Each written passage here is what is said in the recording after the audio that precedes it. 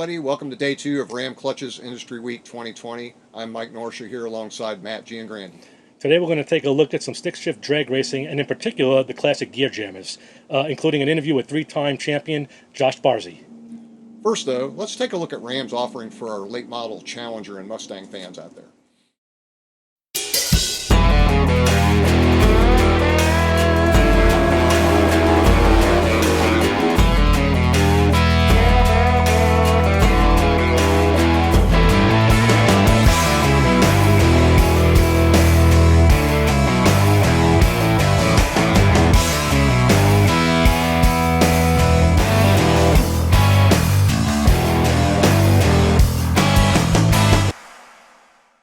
Today we're going to spotlight some of the newest systems for the Mustang and the Challenger. Ram has spent a significant amount of time engineering these systems, so they're a direct bolt-in that's going to work with the factory hydraulics, particularly in the 2011 to 20 Mustangs and the 2008 to 20 Challengers. That's right, Matt. And most people don't realize that the Challengers have actually had a dual disc clutch right since they first came out in 2008. And also starting in 2018, the Mustang also is utilizing a dual disc clutch. And we're offering some really cool concept 10.5 clutch systems and unique aluminum flywheels for both these applications. Well, you know, Mike, that's what's really cool about that concept unit for the Challenger. It's compatible with the factory flywheel and that new flywheel we offer.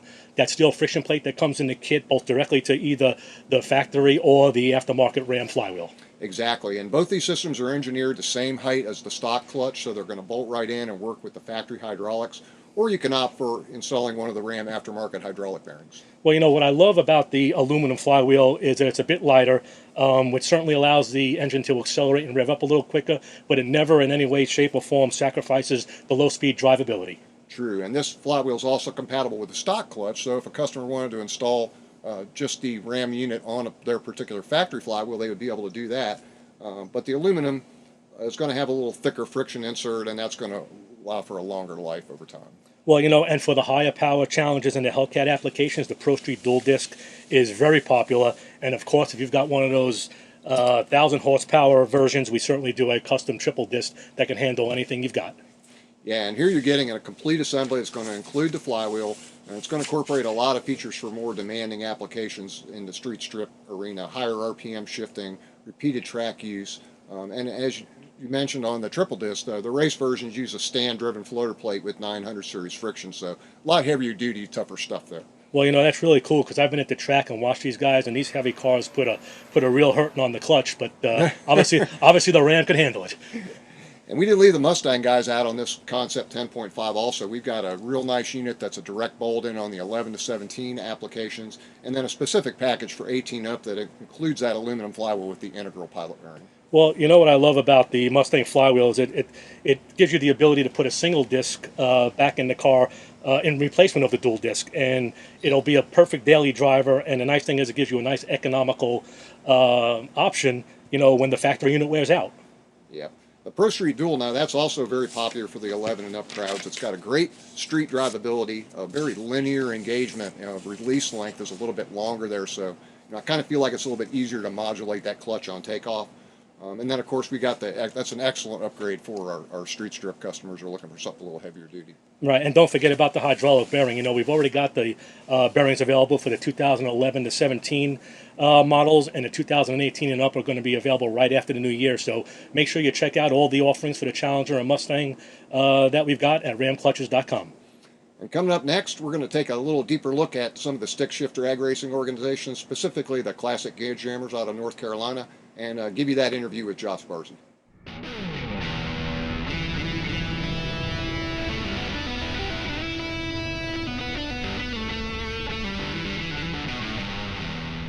Hey, this is Nathan Steinmetz, Coyote Stock racer. I was the runner-up this year. All my career, I've ran the Ram clutch. That's been the constant and common denominator with my success. I got my son here with me. Lucas. And I ran it with my Gen 1. It got me in the PRI show, running their single disc adjustable clutch. On a 947 and Outlaw trim, the only sealed engine to ever do that. And this year I was the second car to run a 9-second pass at Coyote Stock weight. Mike and Pat and the gang at Ram have been great. Their customer service has always been awesome with with my program. When I call them, I need something, throwing paint on the wall with them, telling me what they recommend. And the argument could be made this year that I probably had the baddest car the 2/3 of the season. The car that went the other 9-second pass, I out-qualified him in every race from the third race on, I should say. And was in 4 of the 5 finals, won some local races as well. And what else do they have, Lucas, that's good here? Cool merch. Cool merch. So thanks again, Pat and Mike.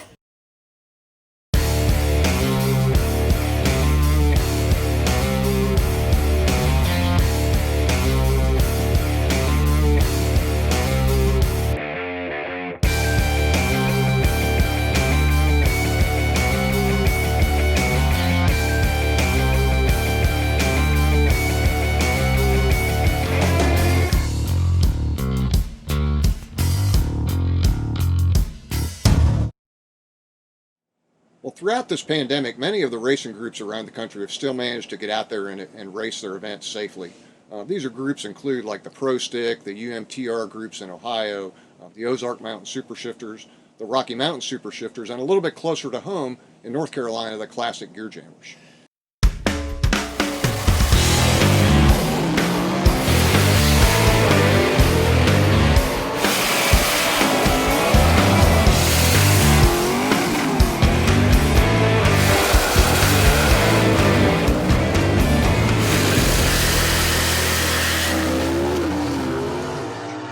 Mike, these groups are primarily comprised of all the super stock cars and modified eliminator cars.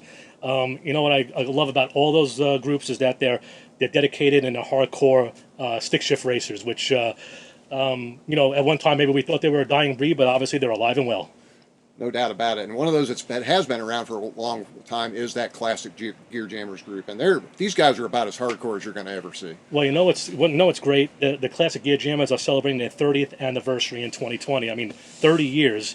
They typically put on 17 to 19 events, average 45 to 50 cars, which is a testament to what they've got going on there. And one of the young stars is Josh Barczy, the driver of the Flintstone Chevy 2 owned by Jimmy Flint.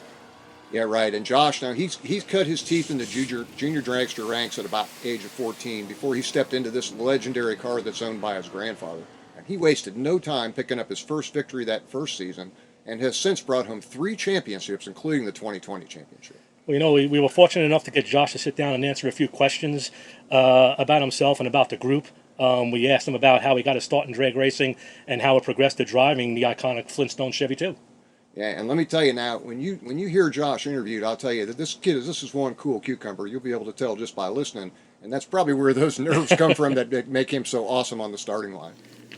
I guess from my love for it, the whole family doing it, for sure. That's what the number one definitely got me into it. That's my family doing it, uncles doing it, cousins doing it. So I just kind of followed the family tree and got into racing. I guess starting out in go-kart racing, then moving to juniors, and when I ran juniors, I definitely wanted to pursue it.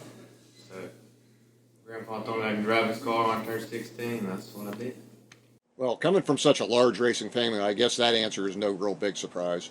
We also asked him how, with the pandemic, their group has managed to deal with getting all their events in and what kind of precautions they had to take. They done a real good job. Sherry Ganger and Rick, they done a good job with communication with tracks, working out things to be most safe for each and every one. And they done a good job as a group. We done a good job as a group of communicating with the track owners and doing what we needed to have a good year with Gear Jammers.